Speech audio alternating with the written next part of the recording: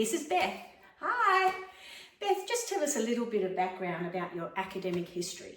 So I am a nutritionist with a bachelor's degree in food science and nutrition. So majoring in all the things food, all things understanding the body and how it works and how we can best live our wellness lives. That's awesome. I just like food.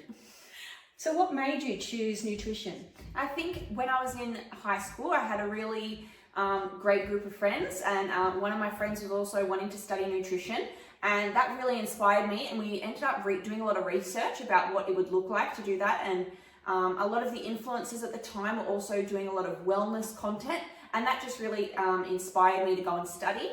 And it wasn't until I started studying that I really fell in love with it. Oh, that's great.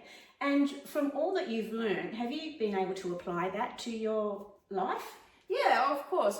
There's always elements that you will pick and choose that work for you because we all have such different bodies. I think it's very important for us to make sure we're doing informed research that will suit our life personally. So there's definitely elements of study and just general practitioner that would suit me. Awesome. So Beth, when you're over 50, what should we be looking for? What's most important for us?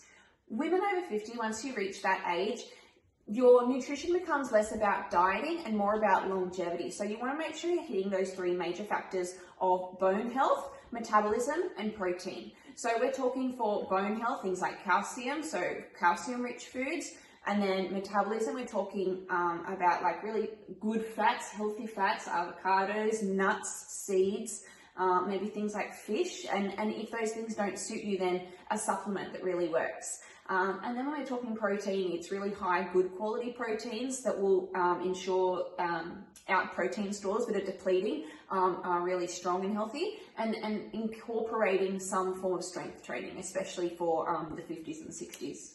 Strength training. What about a bit of dancing? Yeah, for sure. Incorporate that as well. But I think when it comes to protein, it's maintaining the protein that you're intaking with strength training. So weights and things like that. Yeah. Okay, thank you. So Beth, why do we need to change our diets when we're heading past 50? There's a lot of things that change when you age, so especially things like being able to absorb your food and your nutrients as effectively, things like metabolic changes, hormonal changes. So all of those major factors really influence the way that our body is able to take the nutrients from our food really well. And I think that's what's really important when it comes to this sort of age, especially for females, is making sure we've got a really nutrient-rich diet, not necessarily high caloric intake. I don't think that's really effective for us to be focusing on, but making sure our food is really nutrient dense so that we can take as much of it and have it in our body. Oh. So what are the do's and don'ts of our diet? There are two big do's, is making sure, like I said earlier, protein, and making sure that we are having a really full nutrient dense meals. I think the don'ts are especially under eating or low caloric intake, especially at this age. That's just not effective. Like I said, we're not here to diet and restrict ourselves. We're really here to make sure we're getting a full balanced meal. I've got no problem with that. So Beth, these buzzwords around like cortisol, ashwagandha, protein, turmeric, what's all that about?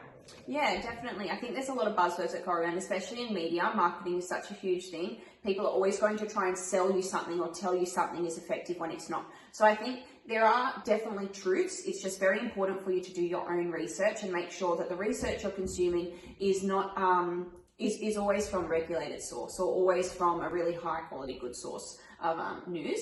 So for example, things like cortisol. Cortisol is a stress response. So especially in our body when you're going through menopause, any age from 50 and plus, cortisol is a stress response in our body. So it's important to make sure we're managing that in really healthy ways.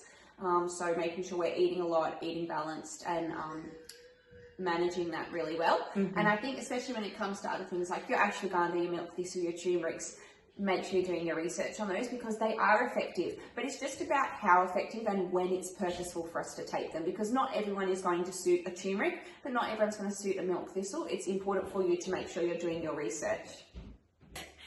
What do you recommend people over 50 and 60 and beyond do? Do you reckon they should follow FloodyGoodFitness? Most definitely. I think it's a really good opportunity for you to find a way of working out, exercising and maintaining your health in a completely different way. Well, that's what I'm going to be doing. Completely different. I'm not a professional, but I want to have fun. Now, if anyone has any questions about their nutrition, please just drop me an email at FloodyGoodFitness@gmail.com. I'll pass them on to Beth, and she'd be happy to answer them for you. But thank you so much, Beth, for coming and sharing your wisdom and your knowledge. I've known her since she was 11. And yeah, we just want to thank you, and yay! Thanks, everybody. Thanks. Bye.